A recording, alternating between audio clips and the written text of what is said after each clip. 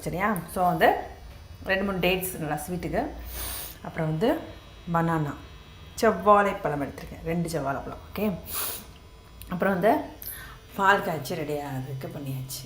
அப்புறம் கோதுமை மாவு மட்டும் ஆட் பண்ணோம். அப்புறம் டெக்கரேட் பண்ணுறதுக்கு வால்நட், பாதாம், முந்திரி எல்லாம் ரெடி பண்ணியாச்சு. செவ்வாழைப்பழம் ஆட் பண்ணியாச்சு. ஓகேவா. இப்போ வந்து பால் வந்து கொஞ்சம் தண்ணி ஆட் பண்ணியிருக்கேன். இப்போ பால் கொஞ்சம் கொதிக்கட்டும். கோதுமை மாவு எடுத்துக்கிறேன், கொஞ்சம் ஆட் பண்ணிக்குவோம்.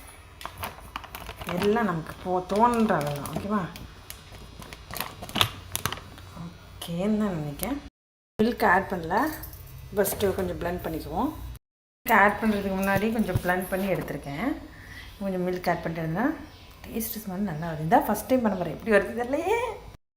பாலே சீக்கிரம் கொதி, சாடணும் சீக்கிரம். பட்டர் இருந்தால் எடுத்துக்கோங்க, நான் அமுல் பட்டர் எடுத்திருக்கேன்.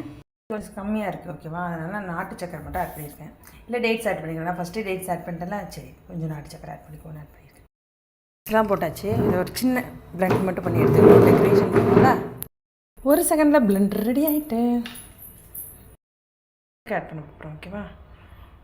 200 ml ஆரோக்கியா பால் கொஞ்சோண்டு இருக்கட்டும். வேறு எனக்கு காப்பி குடிக்க வேணும். சரிண்ணா, அவுட்புட் நல்லா இல்லைனா வேஸ்ட் ஆயிருங்களா. பால் ஊற்றியாச்சு. பால் ஆனால் சூடாக இருக்குங்களா, அப்படியே அரைக்கக்கூடாதுலா.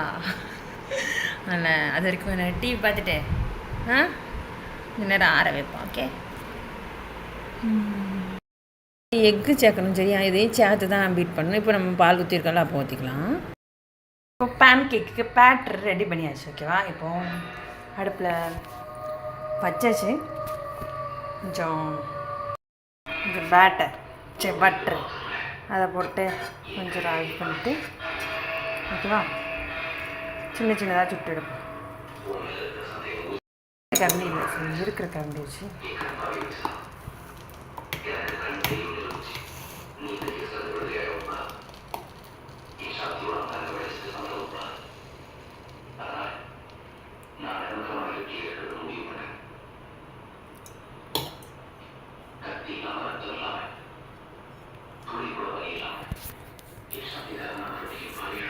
நல்லா பபுள்ஸ் வரட்டும்.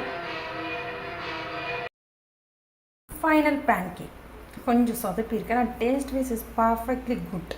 தேங்க்ஸ் ஃபார் வாட்சிங். சப்ஸ்கிரைப் பண்ணுங்கள் நம்ம சேனலை, லைக் பண்ணுங்கள், அப்படியே கமெண்ட் பாக்ஸில் கமெண்ட் பண்ணிடுங்க.